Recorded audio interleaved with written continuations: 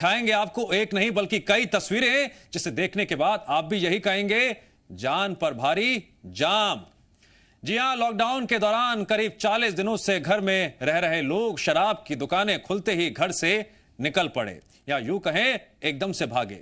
दुकानों के बाहर मीलों लंबी लंबी कतारें लग गई, इंतजार घंटों करना पड़े, कोई फर्क नहीं पड़ता। शराब लेकर घर जाना है, इसी मकसद के साथ खड़े रहे लाइन में। पहले शराब लेने की होड़ क्या मची, लोग कोरोना को पूरी तरह से भूल गए। सोशल डिस्टेंसिंग का तो सवाल ही नहीं उठता जनाब। तस्वीरें देखेंगे तो आप भी यकीन कर बैठेंगे। तो सवाल अब यह खड़ा हो गया कि कहीं लॉकडाउन के दौरान की गई मेहनत सहे गए कष्ट को बेकार ना कर दे। आज अपने इस खास चर्चा हम करने जा रहे हैं इसी खास कार्यक्रम में लॉकडाउन 3 के दौरान शराब बेचने के लिए मिली इजाजत की, जहां एक तरफ दिल्ली में शराब की 70% बड़ी कीमत पर भी उसे पसंद करने वालों का हौसला डिगा नहीं सकी, तो वहीं मध्य प्रदेश में शराब की दुकानें खोलने को लेकर सरकार और व्यापारी एक दूसरे के सामने आ गए। दिल्ली सरकार ने कोरोना स्पेशल टैक्स लगाकर शराब 70% महंगी कर दी, लेकिन इसके बावजूद शराब की दुकानों के बाहर लंबी लंबी लाइनें लगी रहीं। लोग शराब खरीदने के लिए आज भी बड़ी संख्या में बाहर निकल रहे हैं। तस्वीरें देखिए, बात खुद ब खुद समझ में आ जाएगी, यकीन भी हो जाएगा। कल की तरह आज भी शराब की दुकानों के बाहर लंबी लंबी कतारें किस तरह से देखी जा रही हैं इन तस्वीरों में। आज भी शराब की दुकानों के बाहर सोशल डिस्टेंसिंग की धज्जियां किस तरह से खुलेआम उड़ाई जा रही हैं, देखिए इन तस्वीरों में। दिल्ली की 6 जगहों की तस्वीरें इस वक्त आपकी टीवी स्क्रीन पर है। करोल बाग को देखिए, लक्ष्मीनगर भी देखिए, शिवपुरी देखिए, चंद्रनगर देखिए, कनॉट प्लेस की तस्वीरें भी देखिए। जहां जहां शराब की दुकानें हैं, हर तस्वीर में एक बात आपको नजर आएगी, भीड़ अच्छी खासी है। सोशल डिस्टेंसिंग लोग पूरी तरह से भूल चुके हैं। 1 से लेकर 1.5 किलोमीटर लंबी लंबी कतार लगी हुई है, इंतजार घंटों करना पड़े, फिर भी शौक बड़ी चीज है, बेपरवाह है कोरोना के संकट से। दिल्ली के गोल मार्केट को भी देखिए, पुलिस ने दुकान को जहां पर स्थितियों के मद्देनजर बंद तक करवा दिया। दिल्ली में शराब महंगी हो गई, लेकिन इसके बावजूद लोग शराब खरीदने से पीछे नहीं हट रहे। दिल्ली के करोल बाग में लोग सुबह 6 बजे से लाइन लगाकर शराब की दुकान खुलने का इंतजार करने लगे। पहले ही रिपोर्ट देखिए। लॉकडाउन फेज 3 का अभी फिलहाल दूसरा दिन है। पहले दिन हमने देखा किस तरीके से शराब की दुकानों के बाहर जो कतारें थी वो आज दूसरे दिन भी देखने को मिल रही है। इस वक्त मैं मौजूद हूं करोल बाग में, और करोल बाग में आप देख सकते हैं वो सोशल डिस्टेंसिंग की जो परिभाषा है वो तो खत्म हो चुकी है। ये इंतजार, ये निगाहें कल से यहीं पर टिकी हुई हैं। बहुत से लोग थे जो कल भी पूरे देश भर में लाइनों में लगे थे, लेकिन ये दिल्ली की तस्वीर है जो रेड जोन में आता है, जहां लगातार मामले सामने आ रहे हैं। उसके बावजूद आप देख सकते हैं 7 बजे से ये लाइनें लगनी शुरू हो गई थी, और अभी फिलहाल कोई सोशल डिस्टेंसिंग, कोई 6 फीट का दायरा, वो 2 गज की दूरी की परिभाषा, कहीं भी किसी भी चीज का ख्याल नहीं रखा जा रहा है। और शायद यही कहीं ना कहीं अब संक्रमण को फैलाने में मदद ना करे, क्योंकि जिस तरीके से जो तस्वीरें सामने आ रही हैं, ये कतार अभी सुबह के वक्त 1 किलोमीटर लंबी लगभग लग चुकी है। अगर मैं आपको दोनों तरफ दिखाने की कोशिश करूं, यहां पर लोग खड़े हैं, दूसरी तरफ जैसे ही पुलिस वाले अगर उस जगह से हटते हैं तो वो भीड़ एक बार फिर गुच्छों की तरह आ जाती है। ये लाइन कभी भी, वो जो गोलों की बात की थी, अगर कानून की बात करें, जो एमएचए की तरफ से रूल आए थे वो ये थे कि एक दुकान पर 5 व्यक्ति से ज्यादा मौजूद नहीं रह सकते हैं। और ये रेड जोन की ये तस्वीर है कि एक दुकान पर 500 से ज्यादा व्यक्ति यहां पर रोजाना खड़े हो रहे हैं, और वो दुकान है शराब की दुकान। वरुण भसीन, जी मीडिया। जी हां, कोरोना काल के इस संकट में सोशल डिस्टेंसिंग की अपील लगातार की जा रही है, लेकिन शौक के आगे परवाह किसे है। शराब खरीदने वालों से केंद्रीय स्वास्थ्य मंत्री हर्षवर्धन ने अपील भी की कि सोशल डिस्टेंसिंग को नजरअंदाज ना करें। जो सोशल डिस्टेंसिंग है, ये आज के समय में जब तक वैक्सीन नहीं मिली है देश को या दुनिया को, तब तक ये सबसे बड़ी सोशल वैक्सीन है। अगर जितना मर्जी बड़ा खतरा हो जाए कोरोना वायरस का, लेकिन अगर मास्क लगाया हुआ है, सोशल डिस्टेंसिंग मेंटेन की हुई है, तो ये सोशल डिस्टेंसिंग तो सबको फॉलो करना है। शराब की दुकान खुलने के बाद आज दूसरे दिन की स्थिति क्या रही, तस्वीरें आप लगातार देख रहे हैं। सुबह से ही शराब की दुकानों के बाहर भीड़ इकट्ठा हो गई। दुकानों के बाद सोशल डिस्टेंसिंग की जो व्यवस्था बनाई गई बाहर ज्यादातर जगहों पर, लेकिन लोग फिर इसके बावजूद भी नियमों का उल्लंघन करते हुए साफ साफ दिखाई दिए। जानकारी के मुताबिक एक दिन में छत्तीसगढ़ में 25 करोड़ से ज्यादा की शराब की बिक्री हुई। आज भी शराब की दुकानों के बाहर जो भीड़ लगी उसे देखकर अनुमान लगाया जा रहा है कि यह आंकड़ा 50 करोड़ के पार जाएगा। शराब की दुकानों का जायजा लिया हमारे सहयोगी सत्य प्रकाश ने। शराब दुकानें खुलने का आज दूसरा दिन है और आज भी कमोबेश वैसे ही तस्वीर देखने को मिल रही है शराब दुकानों के बाहर, जैसी तस्वीर कल देखने को मिल रही थी। लोगों की बड़ी भीड़ है। हालांकि कई जगहें ऐसी हैं जहां पे व्यवस्थाएं बनाने के लिए स्थानीय स्तर पे तमाम इंतज़ाम किए गए हैं और वैसे ही एक शराब की दुकान के हम बाहर हैं। यहाँ सोशल डिस्टेंसिंग के पालन कराने के लिए ज़रूर सफ़ेद गोले कल बनाए गए थे, लेकिन आज देखिए आज जो व्यवस्था यहाँ पे कमोबेश चरमराई हुई दिख रही है। सोशल डिस्टेंसिंग का पालन जिस तरह से होना चाहिए वैसा नहीं दिख रहा है। फिलहाल लोग एक दूसरे से सट के यहाँ पे खड़े हुए दिखाई दे रहे हैं। ये कहीं ना कहीं एक तरह से कोरोना को न्योता देने वाली स्थिति दिखाई दे रही है। दूसरी तरफ अगर हम कहें तो अब तक जानकारी के मुताबिक जो आंकड़े सामने निकल के आ रहे हैं, कल एक दिन में छत्तीसगढ़ में 25 करोड़ से ज़्यादा की शराब बिकी है। अब आज और इसके बाद क्या कुछ आंकड़े रहते हैं, क्योंकि तस्वीर कमोबेश उसी तरह से दिख रही है, ये भी देखने वाली बात होगी। विपक्ष जरूर सरकार की इस शराब दुकान खोलने की व्यवस्था पे सवाल उठा रही है। एक बड़ी बात ये भी है कि ऑनलाइन मतलब डिलीवरी बॉय के जरिए जो घर घर शराब छोड़ने की व्यवस्था है, आज से वो भी सुचारू तरीके से हो, इस बाबत भी निर्देश अधिकारियों द्वारा दिए गए हैं। कैमरा पर्सन अभिषेक के साथ सत्यप्रकाश, जी मीडिया, रायपुर। देश के कई इलाकों में शराब की दुकानें खुलते ही लोगों की भीड़ बेकाबू होती चली गई। मध्य प्रदेश के लोग अभी शराब की दुकानें खुलने का इंतजार ही कर रहे हैं। जी हां, सरकार के आदेश के बाद भी शराब की दुकानें नहीं खोलने वाले लाइसेंसी शराब के ठेकेदार को गृह मंत्री नरोत्तम मिश्रा ने अब चेतावनी दे दी है। जी मध्य प्रदेश छत्तीसगढ़ से बातचीत में नरोत्तम मिश्रा ने कहा, ठेकेदार किसी जिद पर आएंगे, दुकान नहीं खोलेंगे तो हम नए सिरे से विचार करेंगे, नए व्यक्ति पर भी विचार करेंगे। नरोत्तम मिश्रा ने यह भी कहा कि हर धर्मिता करेंगे तो बर्दाश्त नहीं किया जाएगा, किसी भी व्यक्ति को ब्लैक में बेचने की अनुमति नहीं मिलेगी।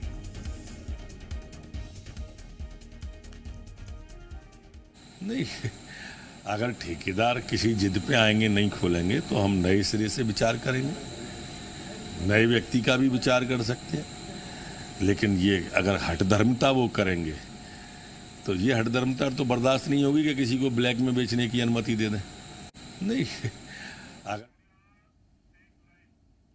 तो जाम की लोगों को ज्यादा चिंता है, जान की कितनी ज्यादा चिंता है, इस पर और अधिक चर्चा के लिए जी मीडिया संवाददाता हमारी टीम जुड़ गई है रायपुर से, भोपाल से और ग्वालियर से। रायपुर में मौजूद है मेरी सहयोगी रजनी ठाकुर, तो वहीं संदीप भोपाल में मौजूद हैं, करण मिश्रा ग्वालियर में मौजूद हैं।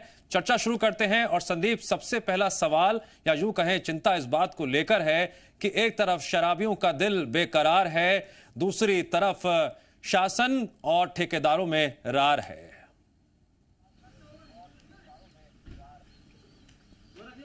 बिल्कुल इसी तरह के कुछ हालात हैं और सरकार तो ये चाहती है कि अगर शराब की बिक्री शुरू हुई तो उनका खजाना भर जाएगा।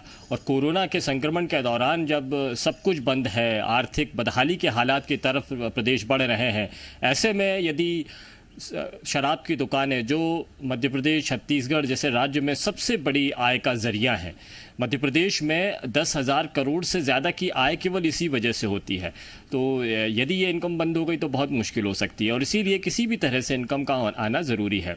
जो पहला महीना रहा है, अप्रैल का महीना, इसी महीने में शराब की खपत नहीं होने से या शराब दुकानें बंद होने की वजह से सरकार को 900 करोड़ रुपए का नुकसान हो चुका है। ये नुकसान और भी ज़्यादा है क्योंकि इंडस्ट्रीज़ बंद हैं। इंडस्ट्रीज़ बंद होने से तकरीबन 10,000 करोड़ का नुकसान हो चुका है। और यदि किसी भी तरह से भरपाई करनी है तो शराब ही एक ज़रिया रह जाता है जिससे कि इनकम होगी। दूसरी तरफ शराब के कारोबारी ये चाहते हैं कि वो इस पचड़े में नहीं फंसना चाहते हैं, और जब संक्रमण का दौर चल रहा है तब इन सब चीज़ों को लेकर वो शराब की दुकानें बंद रखना चाहते हैं। हाई कोर्ट में अपील तक कर दी गई है, यानी तकरार सरकार और कारोबारियों के बीच में बढ़ी हुई है। 2 हफ्ते का वक्त दिया गया है सरकार को वो अपनी बातचीत का रखने का, अपनी बात रखने का, इसके बाद में सब कुछ तय होगा। लेकिन अभी फ़िलहाल मध्य प्रदेश में कई जगहों पर, सभी जगहों पर शराब की दुकानें बंद है। इक्का दुक्का ज़िले अगर देख लें, छतरपुर जैसा ज़िला, यहाँ पर शराब की दुकानों के कारोबारियों के साथ में बात करके प्रशासन ने दुकानें खोलने का फैसला लिया है। और ये सारे ज़िले, विंध्य के अधिकांश ज़िले ऐसे हैं जो अभी ग्रीन जोन में है, यहाँ पर ख़तरा किसी तरह का नहीं है, इसीलिए यहाँ पर दुकानें खोली भी जा सकती हैं। तो इसीलिए कलेक्टर्स किसी तरह कोशिश कर रहे हैं कि शराब की दुकानें खुलें और आमदनी का एक ज़रिया बढ़े, ताकि मध्य प्रदेश सरकार आने वाले दिनों में राहत की कुछ और नई स्कीम्स शुरू कर सके।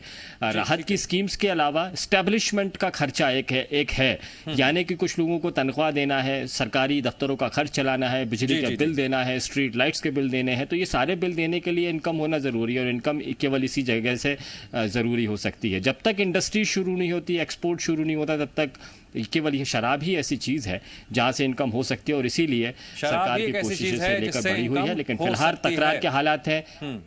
ठीक है, बने रहिए संदीप हमारे साथ। करण, मैं आऊंगा आपके पास। पहले बात कर लेते हैं छत्तीसगढ़ की। रजनी, पिछले 48 घंटों में आबोहवा किस तरह से बदल चुकी है, पूरा देश देख रहा है। 48 घंटे पहले जहां चर्चा हो रही थी सोशल डिस्टेंसिंग की, चर्चा इस बात को लेकर हो रही थी क्या क्या सावधानी लगातार हमें बरतनी है, क्योंकि कोरोना काल का संकट अभी खत्म नहीं हुआ है, कहीं ये और ना बढ़ जाए। शराबियों की मनमानी और सोशल डिस्टेंसिंग का पालन ना करने की उनकी आदत सब पर भारी पड़ सकती है। लोग समझ नहीं रहे हैं, अपने शौक को पूरा करने के लिए भीड़ बढ़ रही है। चर्चा इस बात को लेकर हो रही है ऑनलाइन होम डिलीवरी हो सके, चर्चा इस बात को लेकर हो रही है राजस्व बढ़ सके, लेकिन सोशल डिस्टेंसिंग को लगता है सब भूल चुके हैं, शासन, प्रशासन और वो लोग भी जो शराब की दुकानों पर पहुंच रहे हैं।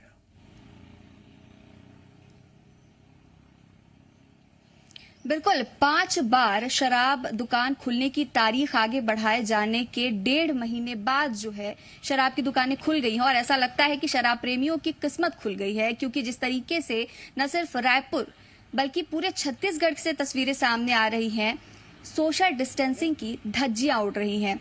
बड़ी संख्या में लोग शराब खरीदने के लिए पहुंच रहे हैं, लंबी लंबी कतारें लग रही हैं। इसे व्यवस्थित करने के लिए प्रशासन मौजूद भी है, लेकिन भीड़ इतनी ज्यादा है कि नियंत्रित करना मुश्किल है और संक्रमण का खतरा बहुत ज्यादा बढ़ चुका है। छत्तीसगढ़, जो कि शराब के मामले में अग्रणी राज्यों में आता है, यहाँ पर शराब पीने वालों की संख्या भी ज्यादा है, और इस बात का अंदाजा इसी से लगाया जा सकता है कि सिर्फ 2 दिन में छत्तीसगढ़ में 50 करोड़ से ज्यादा की शराब बिक चुकी है। आबकारी विभाग ने अब तक आधिकारिक आंकड़े जारी नहीं किए हैं, लेकिन ये माना जा रहा है कि पूरे छत्तीसगढ़ में जिस तरीके से शराब लगातार खरीदने लोग पहुंच रहे हैं, 50 करोड़ से ज्यादा की बिक्री हो चुकी है। और जैसे कि हमारे सहयोगी भी बता रहे थे कि शराब किसी भी राज्य के लिए राजस्व का एक बड़ा जरिया होता है। छत्तीसगढ़ के आबकारी मंत्री हैं लखमा, जब शराब दुकानें खुलने को लेकर उनसे सवाल पूछा गया तो उन्होंने साफ तौर पर कहा कि हमें तनख्वाह देनी है, गरीबों को पैसा देना है, किसानों को धान खरीदी का बोनस देना है, और इसीलिए शराब दुकानें अब खोली जा रही हैं। एक खास बात यह भी है कि छत्तीसगढ़ में जो आदेश जारी किया गया था उसके तहत सुबह 8 बजे से लेकर शाम के 7 बजे तक शराब दुकानों को खोलने की अनुमति दी गई है। साथ ही कलेक्टरों के पास ये अधिकार भी है कि अगर वो चाहे तो इस समय को कम भी कर सकते हैं। पिछले 2 दिनों से शराब की दुकानें सिर्फ 4 बजे तक खुल रही हैं, और शाम 4 बजे के बाद शराब दुकानें जो हैं वो बंद हो जा रही है। इस वक्त भी मैं एक शराब दुकान के बाहर मौजूद हूं, और ये दुकान भी 4 बजे ही बंद की जा चुकी है। कई ऐसे लोग जिनको जानकारी नहीं है इस बदलाव की, इस समय की, वो लगातार शराब खरीदने के लिए पहुंच रहे हैं। लेकिन प्रशासन कहीं ना कहीं ये चाहता है कि संक्रमण का खतरा कम हो, और यही वजह है कि समय भी कम कर दिया गया है। पर अब कहा जा सकता है कि स्थिति हाथ से निकल चुकी है। अब हमारे पास कोई नियंत्रण नहीं रह गया है, क्योंकि सोशल डिस्टेंसिंग यहाँ पर पूरी तरह से फेल हो चुकी है। ठीक है, अब रुक करते हैं ग्वालियर में मौजूद मेरे सहयोगी करण का। करण, शराबियों की नजर दुकान पर है, हमारी टीम की नजर जमीनी हकीकत पर है। आपने जमीनी हकीकत आज ग्वालियर में क्या देखी, जरा वो भी बताइए, क्या रिपोर्ट है आपके पास?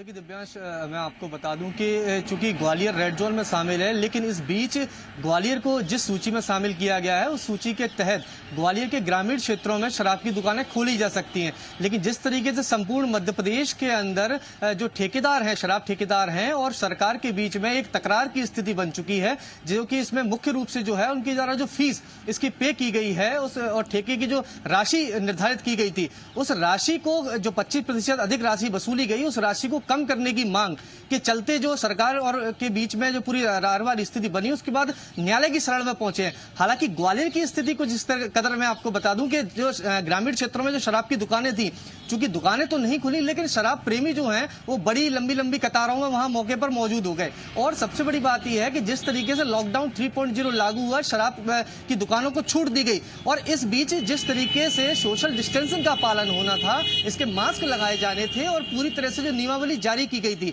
वो नियमावली में से देखा जाए तो किसी एक भी विषय का वहां पर पूरी तरह से पालन नहीं किया जा रहा था। तो ऐसे में ये एक सबसे महत्वपूर्ण विषय है, चूंकि ग्रामीण क्षेत्रों में खोला जा रहा है, ग्वालियर रेड जोन में शामिल है और ग्वालियर के साथ कई ऐसे जिले जिन्हें रेड जोन में शामिल किया गया है। और ऐसे में जो शहरी लोग हैं वो ग्रामीण क्षेत्रों में पहुंचने की स्थिति में आए। ऐसे में ये एक बड़ा संकट वाली स्थिति बन सकती है, क्योंकि ग्रामीण क्षेत्रों में अभी तक किसी भी प्रकार के संक्रमण की तस्वीर सामने नजर नहीं आई है। लेकिन ग्रामीण क्षेत्रों में दुकान खुलने की बात जब सामने आई तो लोग वहां पर पहुंच रहे हैं। तो बिल्कुल स्पष्ट तौर पर है कि जो लॉकडाउन की जो नियमावली है उसकी धज्जियां तोड़ाई गई हैं और संक्रमण फैलने की तस्वीर भी अब तेज हो सकती है। हालांकि जिस तरीके से ठेकेदार अब न्यायालय की शरण में पहुंचे हैं और न्यायालय ने सरकार से 2 हफ्ते के अंदर से ये जवाब मांगा है कि उनके द्वारा चूंकि जो निर्धारित समय सीमा निर्धारित की गई है उसमें शराब की दुकान की जो पहले सीमा थी उससे काफी कम है और साथ ही जो 25% अधिक राशि ली गई थी। तो इस विषय पर उन्होंने स्पष्ट जवाब मांगा है और इस जवाब के बाद हाईकोर्ट क्या निर्णय लेता है उसके बाद ही ठेकेदारों की जो मंशा है वो पूरी तरह से स्पष्ट हो पाएगी। वहीं दूसरी ओर हमारे प्रदेश के गृह मंत्री की ओर से ये स्पष्ट चेतावनी उनको जाहिर कर दी गई है और तो इस तरीके से ये साफ अंदाजा लगाया सकता है कि चेतावनी और एक तरीके से जो शर्तें रखने की बीच की एक टकराव की स्थिति सरकार और ठेकेदारों के बीच में बनी है, इस बीच में स्थानीय प्रशासन के साथ समूचे मध्य प्रदेश के अंदर शासन के लिए ये एक पहले से सबक लेने की स्थिति होगी, क्योंकि अन्य प्रदेशों में जो तस्वीर आई है उस लिहाज से यदि शराब की दुकानों को खोलने के लिए यदि सहमति बनती है तो ऐसी स्थिति में इन नियमावलियों का पालन कराने के लिए कि लॉकडाउन के जो नियम है वो टूटे नहीं, ये एक महत्वपूर्ण विषय साबित होगा। यदि ये पालन नहीं कराया जाता है तो संक्रमण की संभावना मध्य प्रदेश में दुगने से तिगने स्तर पर भी जा सकती है। ठीक है, ये तो बात हो गई आंकड़ों की, चिंता की बात भी है और डराने वाली बात भी है। संदीप, मैं जरा प्रैक्टिकल ग्राउंड्स पर आपसे एक सवाल जानना चाहूंगा। 48 घंटे पहले मध्य प्रदेश में अगर आप कहीं की भी तस्वीर देखते थे तो सड़क सुनसान थी, लोग बेवजह अगर घर से निकलते थे तो प्रशासन लगातार ये कह रहा था, कलेक्टर साहब लगातार ये चेतावनी दे रहे थे, फिजूल में घर से मत निकलिए वरना कार्रवाई होना तय है। लेकिन जैसे ही शराब की दुकानें खुली उसके बाद लगता है सबको छूट मिल गई है, आप नियमों की अवहेलना कीजिए, कोई भी कार्रवाई नहीं होगी। दुकानों के बाहर लंबी लंबी कतारों की जो खबरें सामने आ रही हैं, फिर चाहे वो अलग अलग जिलों से आ रही हों, गाँव से आ रही हों, छत्तीसगढ़ से हमने तस्वीरें देखी। ऐसे में क्या माना जाए कि अगर शराब की दुकानें यहां पर खुल भी जाएंगी इस तकरार के खत्म होने के बाद, सोशल डिस्टेंसिंग का पालन कराने के लिए प्रशासन क्या कदम उठाएगा? इसको लेकर कोई अंदर खाने बातचीत हो रही, चर्चा हो रही है या सिर्फ इस बात पर ही बातचीत हो रही है दुकानें कब खुलेंगी?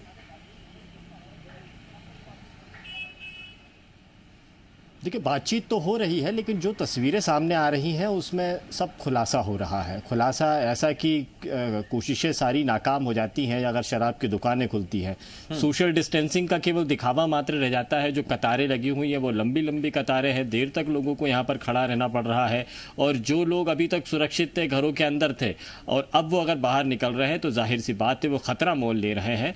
अब उनका उतना महफूज रहना मुमकिन नहीं है क्योंकि बाहर निकल रहे हैं। तो कोरोना का संक्रमण के चलते ये दुकानें बंद की गई थी और अगर किसी भी वजह से अगर कोरोना का संक्रमण फैलता है या लोगों के घरों तक पहुंचता है तो ये गंभीर बात होगी। इस बात को लेकर चर्चाएं तो हैं लेकिन अभी तक कंट्रोल करने के मामले में, भीड़ को कंट्रोल करने के मामले में कोई भी कारगर कदम सरकारों द्वारा नहीं उठाया गया है। जहाँ जहाँ भी दुकानें खुली हुई हैं वहाँ पर भारी भीड़ है, भीड़ को नियंत्रित करना काफ़ी मुश्किल हो रहा है।